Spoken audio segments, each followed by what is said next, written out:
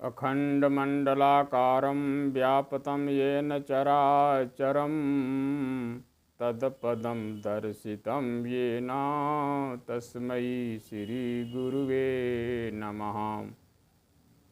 नमोऽस्तु रामाय च लक्ष्मणाय देव्यैश्च तस्यै जनकात्मजाय। नमोऽस्तु रुद्रेन्द्रयमानिलेभ्यो नमोऽस्तु चन्द्रार्कमरुद्गणेभ्यः। नीलाम्बुजश्यामलकोमलाङ्गं सीतासमारोपितवामभागं पाणौ महासायकचारुचापं नमामि रामं रघुवंशनाथम्।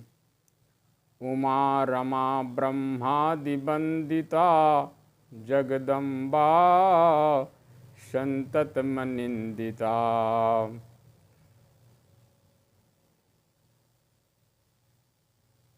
श्री गोस्वामी तुलसीदास जी महाराज रामचरितमानस में भगवती माँ सीता मैया का चरित्र निरूपण करते हुए लिखते हैं, उमा रमा ब्रह्मादि वंदिता जगदम्बा संतत मनिंदिता। भगवती उमा से भी वंदित हैं, मतलब पूज्य हैं, ब्रह्माणी से भी पूज्य हैं और उमा से भी पूज्य हैं, जगदम्बा हैं और निरंतरम इनका चरित्र बड़ा उज्जवल है और बड़ा सुंदर है। कहीं भी निंदा करने योग्य जो है इनका चरित्र नहीं है, आनंदिता हैं। इस प्रकार से गोस्वामी जी ने वर्णन किया है। लेकिन लोकोक्ति में, लोक की कथा में जो विख्यात जो भ्रम जनित जो भ्रम फैलाया गया है वो बहुत बड़ी जो है कोर कल्पना का प्रतीक है। सीता मैया का त्याग कोर कल्पना है। जिस प्रकार से भगवान श्री रामचंद्र जी चारों भाइयों का जन्म अवध के राजमहल में हुआ था, इसी प्रकार से लवकुश का जन्म भी अयोध्या के राजमहल में हुआ था। अब ये जो कोर कल्पना जो दिखाई गई है कि सीता जी का वनवास हुआ था और लवकुश का जन्म वाल्मीकि जी के आश्रम में वन में हुआ था, ये घोर कोर कल्पना है। ये महर्षि वाल्मीकि जी का लिखा हुआ नहीं है, उनका सत साहित्य नहीं है, उनकी शैली नहीं है। अब ये बताइए, जो प्रभु राम सीता जी एक जैसे हैं, वो कभी अलग नहीं होते, वो कभी ऐसा कार्य कर सकते हैं। वनवास के टाइम पर जिस प्रभु राम सीता मैया को अपने हाथों से पुष्प तोड़ करके गहने बना करके और बड़े प्रेम पूर्वक सजा रहे हैं, उनके दुखों को हरण कर रहे हैं और कहते हैं कि हे सीते, तुम्हारे बिना हमको इंद्र का सिंहासन भी सुशोभित नहीं है, अच्छा नहीं लगता। जो लोक से निंदित जैसे कैकेयी मैया को भी कैकेयी मैया कह करके बुलाते हैं, गौतम के श्राप से शापित शिला बनी अहिल्या को भी माँ करके बुलाते हैं, वो शबरी को भी मैया शब्द कह करके और उनके फलों को माँ के हाथों से स्वाद जितना मिला था वो स्वाद का रूपेण उसकी तुलना करते हैं। वो कभी सीता को इस अवस्था में त्याग कर सकते हैं? कभी सपना में आप सोच भी सकते हैं? जब राजा राम हैं पूरे प्रजा के, तो केवल एक धोबी के कहने से मात्र से मान लेने से वो निकाल सकते हैं सीता जी को? उसका परीक्षण नहीं कर सकते? उसको और लोगों के सामने गवाही पेश नहीं कर सकते? एक ऐसा मतलब विचलित स्वरूप जो है दिखाया गया है राम को निंदा करने के लिए। ये कहाँ से हुआ है, कब से ये इतिहास में छेड़ा छाड़ी हुई है? थोड़ा एक इतिहास हमने पढ़ा है, हम लोग के टाइम पर तो ये मिला ही नहीं था। एक मानव शंका समाधान रत्नावली अयोध्या जी से प्रकाशित थी, मणिपर्वत से। उसमें 240 पेज से लेकर और 248 पेज तक ये अंधाधुंध जो प्रक्रिया इसमें जिसके द्वारा ये बढ़ाया गया, लिखा गया है, उनका पूरा विश्लेषण लिखा हुआ है। उसमें का मैं 240 पृष्ठ का बात बता रहा हूँ कि कब से ये इसमें धांधली हुई और किसने इसमें वाल्मीकि रामायण में ये घोर कल्पित कलंकित कथा लिख करके और मिला दिया और समाज में प्रचलित कर दिया। भारत वैसे ही पहले से गुलामी जूझ रहा है, भारतवासियों को इसके तरफ कोई ध्यान नहीं था। वे जो भी लिखा गया उन लोगों ने अपनाया। उन्होंने बड़ा सुंदर तरीके से लिख रहे हैं अपने ग्रंथ में कि सन 1937 ईस्वी में तिरुमाली तिरुपति देवस्थान प्रेस तिरुपति मद्रास से प्रकाशित और श्री कृष्णमाचार्य लिखित history of classical Sanskrit literature ग्रंथ के पृष्ठ 417 में गुणाढ़ का काल, ये गुणाढ़ का मिलाया हुआ है, गुणाढ़ का काल 495 BC ईसा पूर्व दिया गया है। काशी से प्रकाशित संस्कृत साहित्य का इतिहास में और महाकवि गुणाढ़ ग्रंथ में भी राजा सातवाहन और गुणाढ़ का उक्त 500 BC काल ही निर्णित है, अर्थात 2500 वर्ष पूर्व महाकवि गुणाढ़ ने अर्धमौलिक उपन्यास बृहद कथा लिखा, जिसका अनुवाद जो है एक बुद्ध स्वामी हुए, उन्होंने भी पंचशती में लिखा बनाया। एक हुए उद्योधन सूरी, उन्होंने अष्टशती बनाया, और एक दंडी स्वामी हुए, उन्होंने सप्तशती बनाया उसी ग्रंथ को। और सुबंधु ने भी सप्तशती ग्रंथ बना करके उन लोगों ने उसका अनुवाद करके लिखा है। और इसमें दिया गया गुणाढ़ का काल कई तरीकों से जो अलग अलग पद्धति में वर्णन है। बुद्ध स्वामी ने बृहद कथा श्लोक संग्रह, संघदास मणि जैन ने वासुदेव हुंडी और सनातनियों के लिए अनुवाद बृहद कथा मंजरी, हरिचरित्र चिंतामणि और कथा सरित सागर यही मिलता है, प्राप्य है।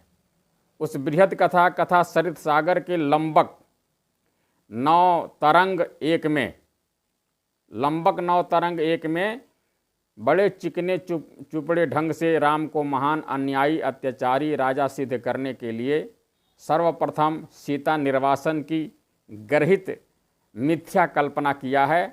किसी धोबी की गुप्त वार्ता अपने गुप्तचरों से सुनकर उस परम अन्यायी राम ने अग्नि शुद्धा जानकी को घोर कलंकित एवं लज्जित करने के लिए आसन प्रवासन जानते हुए भी कठोर गर्भावस्था में बिना सफाई का अवसर दिए धोखा देकर चुपचाप वन में छुड़वा दिया इत्यादि कथाएं वर्णन है उसमें।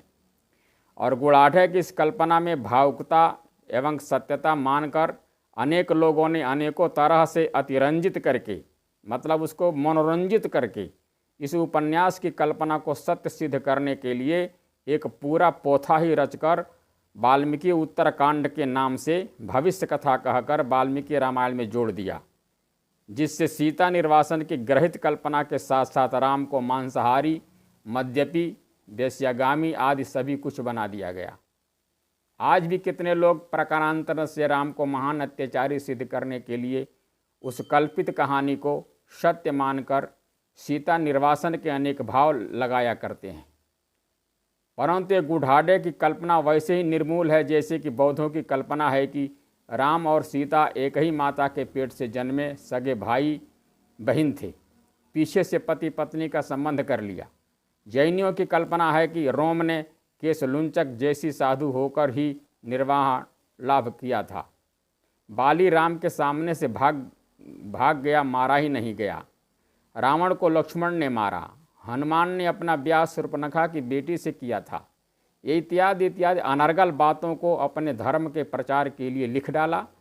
उन दिनों सनातन वैदिक धर्मानुयायियों और वेद विरोधी बौद्धों एवं जैनियों से स्वाभाविक विरोध होने के कारण ही सनातन वैदिक धर्मानुयायियों ने राम विषयक उनकी कल्पनाओं को नहीं अपनाया, परंतु गुढ़ाढ़े तो सनातनी कहे जाते थे, परम शैव बनते थे, परंतु प्रक्षौण बौद्ध थे। इसीलिए गुढ़ाढ़े की कल्पना प्रसूत कहानी को पुराणों में तो भर ही दिया गया, बहुत से स्वतंत्र ग्रंथ भी बन गए, जैसे महाकवि बभूति का नाटक उत्तर रामचरितम, जिसमें श्री रामानंदियों के परम पूज्य पूर्वाचार्य महर्षि वशिष्ठ का ब्राह्मणों और मुनियों का गाय मारकर खाना लिखा है। ऐसे गलत संदेश इसमें लिख करके भर दिया। उसका दूसरा अंक चौथा श्लोक है, हूँ वशिष्ठ व्याघ्रीवा ब्रिको वा येष यति तेन परापति तेनेश्वर वरारिका कल्पसायिका मठ गढ़यिता वत्सरी महोक्षवा महावावा निर्वापयन्ति गृहमेधिनः एन आगतेषु वशिष्ठान मृषेषु वत्सरी विस्तृता। इस प्रकार से 3 वर्ष की कठोर गाय को वत्सरी कहा जाता है। महोक्ष का अर्थ भारी बैल विंक्षार साढ़ है, और विषमन मारणम प्रति के रूप में जो है वहाँ पर गुढ़ाढ़े की उसी निकृष्ट और निंद्य कल्पना के आधार पर द्विसुत सुंदर सीता जाए की भावार्थ सीता त्याग से कुछ लोग लगाया करते हैं, जिनकी बुद्धि बुरी तरह पराधीन है। वे किसी भी कल्पना को सत्य मान लेने में सक्षम हैं। संस्कृत भाषा में लिखे गए श्लोक शब्द मात्र को भी सत्य मान लेने में ही सीमित हैं। वे क्या करें, वे तो किसी भी तथ्यपूर्वक बात मानने को तैयार भी नहीं हैं। ब्रह्मापि तंग नरम न रंजित, तभी तो जैमिनिश्यार अश्वमेधकार ने उत्तरकांडीय सीता त्याग लवकुश युद्ध आदि की कथाओं को 26 से 34 11 अध्याय में लिखा है कि नाना ख्यातिवादिदम युद्धम, ये ख्याति प्रसिद्ध नहीं है। इस प्रकार से उन्होंने इसका निराकरण किया है।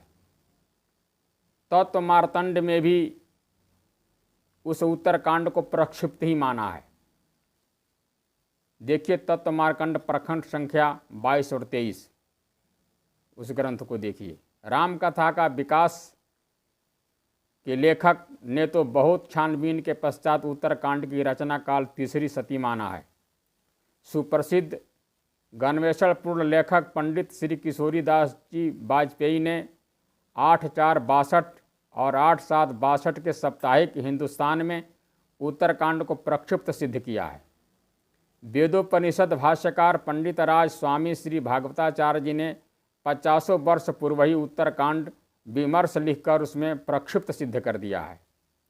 तिरहुत में अनेकों स्थानों पर, तिरहुत नाम जो है मिथिला में, अनेकों स्थान पर प्रतिवर्ष वर्षा ऋतु के चतुर्मास में वाल्मीकि रामायण का पारायण होता है, पर उत्तरकांड का नहीं होता, क्योंकि उत्तरकांड त्याज्य उस समय तक मिला नहीं था। सन 1933-35 में श्री मणिराम दास जी की छावनी श्री अयोध्या जी में पूज्य वेदांती श्री राम पदारथ दास जी महाराज ने वाल्मीकि रामायण की कथा कही थी। युद्धकांड समाप्त होने पर उन्होंने कहा था कि अभी श्री मिथिला जी जाता हूँ, लौटने पर उत्तरकांड कहूँगा, परंतु यात्रा से शीघ्र ही लौटकर उत्तरकांड न कहकर श्री राम स्तवराज भाष्य की इस कथा शुरू कर दिया। उन दिनों में वेदांती जी महाराज से न्याय प्रशुद्धि पढ़ रहा था। शायद उन दिनों श्री वेदांती जी महाराज को वह उत्तरकांड अभीष्ट नहीं था। अनुष्ठानों में वाल्मीकि रामायण के साथ उत्तरकांड नहीं लिया जाता है, केवल युद्ध कांड तक का ही अनुष्ठान होता है। गीता प्रेस गोरखपुर से संख्या सम्मत 2017 में मूल अलग और भाषा टीका सहित अलग वाल्मीकि रामायण प्रकाशित है। दोनों प्रतियों में पाठ विधि के साथ नवाह के विश्राम स्थल दो तरह के हैं। एक में उत्तरकांड लिया है और एक में नहीं, परंतु विनियोग और सिद्ध्यादि न्यास आदि सब लंका कांड तक का ही श्लोक दिए गए हैं। उत्तरकांड का विनियोग आदि नहीं दिया गया है। कुछ लोगों की टीका टिप्पणी के डर से उत्तरकांड युक्त नवाह पाठ का एक तरह का विश्राम एवं संपादक अनुवादक को भी उत्तरकांड का अनुष्ठान अभीष्ट नहीं था, इसी से उनका ऋषिद्यादि न्यास विनियोग आदि नहीं दिया गया है। उसमें जो विनियोग के मंत्र हैं, ऋषिद्यादि न्यास के मंत्र युद्ध कांड तक के श्लोकों का ही है। इन शताब्दी में वाल्मीकि रामायण के लगभग 7 संक्षिप्त संस्करण हुए हैं। उन सब में डॉक्टर श्री शांति कुमार नानूराम व्याध के संक्षिप्त संस्करण को विद्वानों ने बहुत उत्तम माना है। उसमें भी उत्तरकांड नहीं है। इनमें सबसे प्रौढ़ प्रसारण जैमिनी महाभारत और अश्वमेध पर्व का है कि उनकी रचना काल प्रथम या द्वितीय शती तक उत्तरकांड की रचना नहीं हुई थी।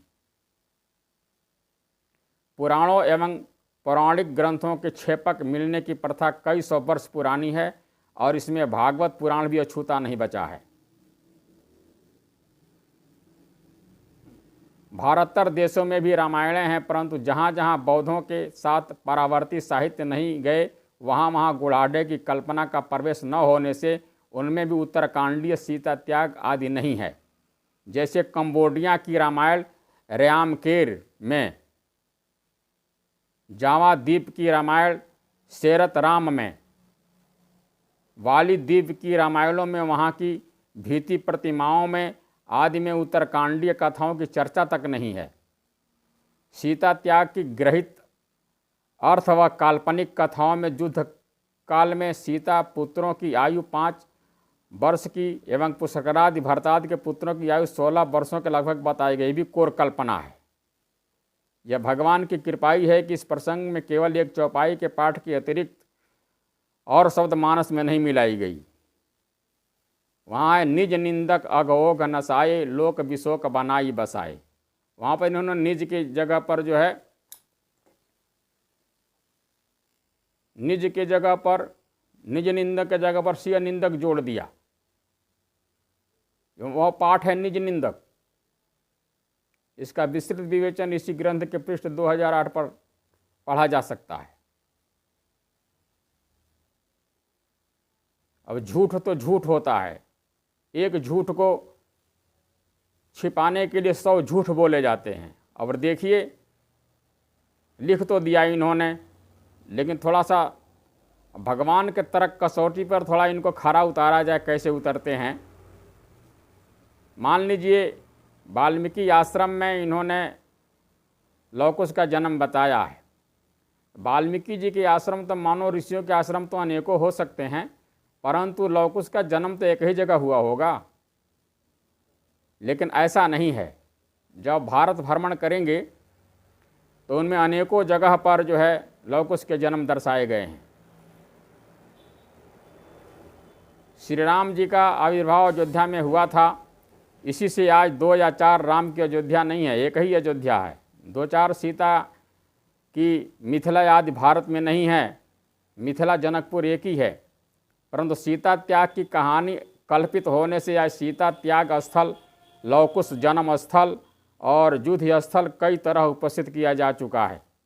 जैसे आप भ्रमण करेंगे तो देखेंगे, जैसे कानपुर के पास एक बिठुर ब्रह्मावर्त है, वहाँ पर भी सीता त्याग की चीज़ बताई गई है, लवकुश का जन्म बताया गया है। इलाहाबाद जो प्रयागराज इस समय हुआ है, वो बनारस लाइन में धीटी स्टेशन के बाद सयावर ग्राम है, वहाँ भी लवकुश का जन्मस्थली बताया गया।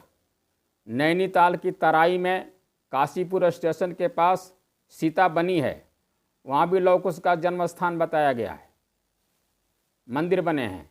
कोटा जिला राजस्थान में 12 स्टेशन से 26 मील उत्तर 12 से शाहाबाद जाने वाली सड़क पर से 1 मील हटकर सीताबाड़ी नामक स्थान है, वहाँ भी लव कुश का जन्म स्थान बताया गया है। चित्तौड़ और रतलाम के बीच में मंदसौर स्टेशन से बस द्वारा देवरिया प्रतापगढ़ स्टेट से कुछ दूर जंगल में सीताबनी, सीताकुंड, वाल्मीकि मंदिर आदि बना हुआ है, वहाँ भी लव कुश का जन्मस्थली बताया गया है। अमृतसर से 7 मील दूर राम तीर्थ नामक वाल्मीकि स्थान है, वहाँ सीता जी की देहरी, सीता नहानी, कसूर, कुशवा जन्म स्थान आदि कई स्थल हैं। प्रति कार्तिक पूर्णिमा को बड़ा भारी मेला वहाँ लगता है। देखिए, ये नर्मदा तट पर मंडला जिले में हृदय शाह की राजधानी से 6 मील आगे जहाँ सुरपन नदी मिली है, वहाँ वाल्मीकि आश्रम, सीता रपटन, आगे घोड़ा घाट एवं मधुपुरी है। कार्तिक पूर्णिमा को वहाँ भी मेला लगता है। वहाँ भी लव कुश की जन्मस्थली का जगह बना हुआ है। उन्नाव जिले में कुसुम्भी स्टेशन का मूल नाम कुशहरी बताया जाकर उसे सीता त्याग स्थल एवं लव कुश का जन्मस्थल आदि बताया जाता है। उन्नाव में प्रयाग मेले में मानस महारथी ने बताया कि पौड़ी गढ़वाल से लगभग 5-6 मील पर सीता त्याग स्थल है। रांची बिहार के पास में भी बना हुआ है। अमृतसर खास में बना हुआ है। नेपाल प्रदेश राज्य में भी है। हमीरपुर जिले में धनोखर के पास भूइयाँ रानी सीता पाताल प्रवेश स्थान बना हुआ है। बिहार राज्य अंतर्गत गंडक और तमसा के संगम पर भैंसा लोटन को वर्तमान भारत सरकार ने अपने कागजों में वाल्मीकि नगर कर दिया है। सम्मत 13 और 14 पर तुलसी दल भोपाल पर 7 अंक 3 में विस्तार से वर्णन है। इसके अतिरिक्त और भी ऐसे स्थान नियत किए गए हैं, वो मुझे ज्ञात नहीं है।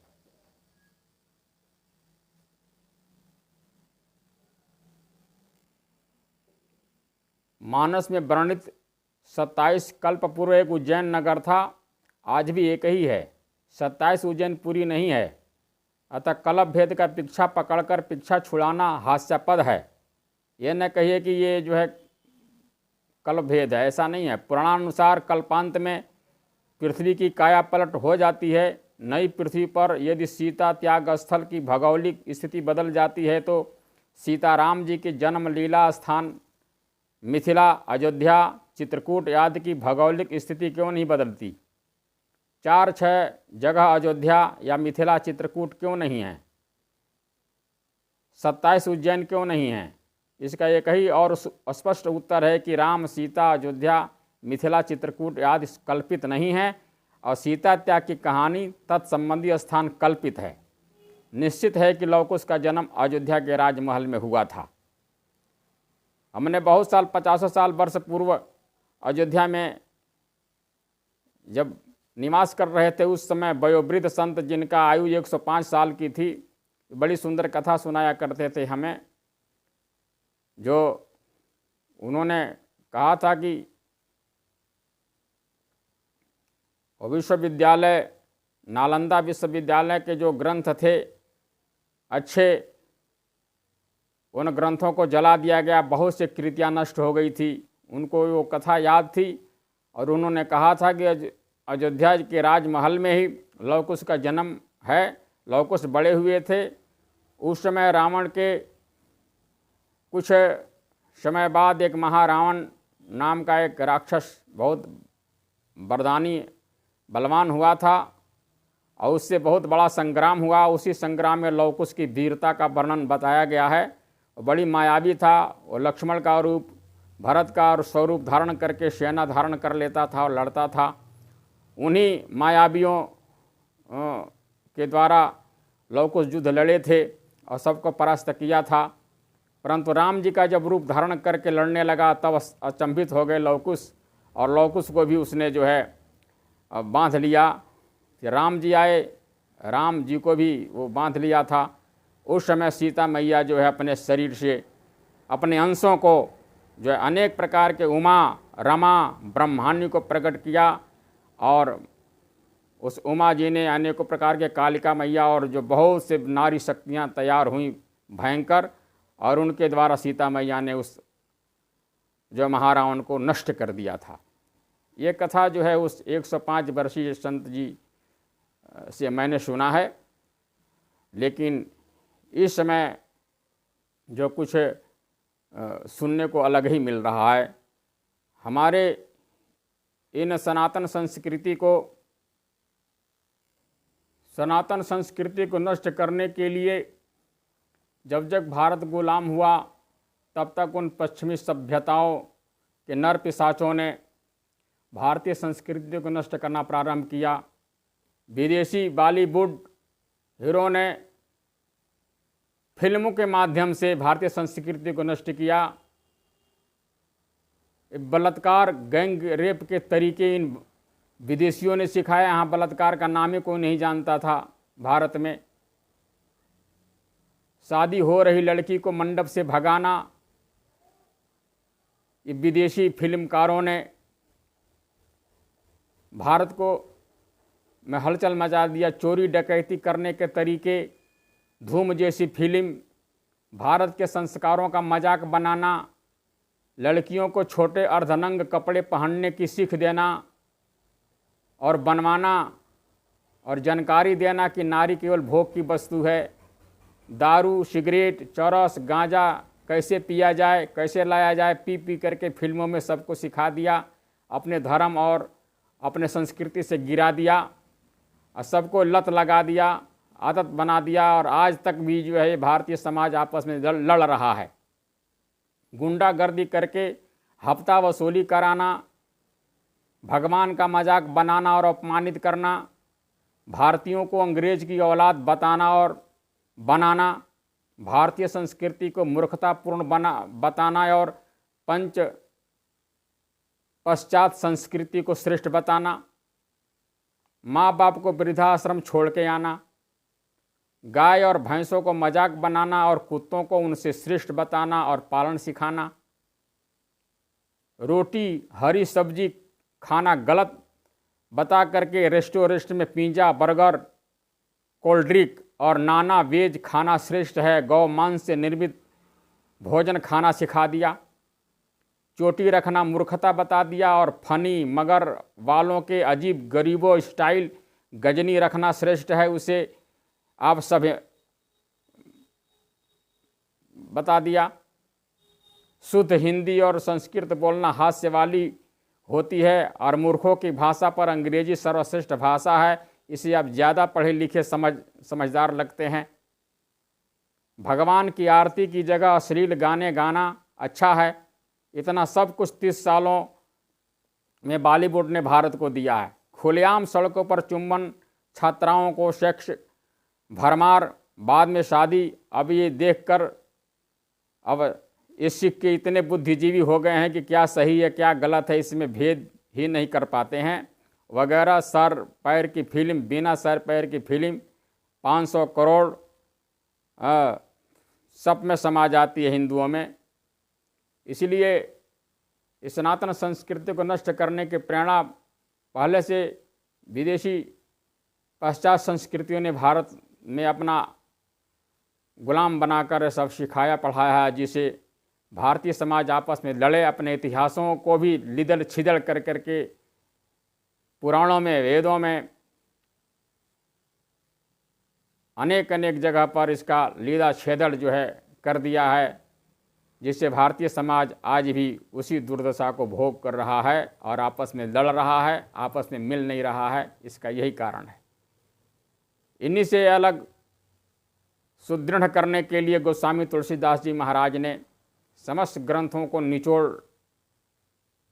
का रस दिखाने के लिए एकमात्र रामचरितमानस की भाषा तैयार करके लिख करके और जन समाज को, भारतीय जन समाज को दिया है, जिससे बहुत से भारतीय जनमानस लाभान्वित हो रहा है। और आजकल वर्तमान युग में इन सबका भ्रमों का लीला छेदड़ हो रहा है, सबका जो है उसका पर्दाफाश हो रहा है। बोलिए सच्चिदानंद भगवान की।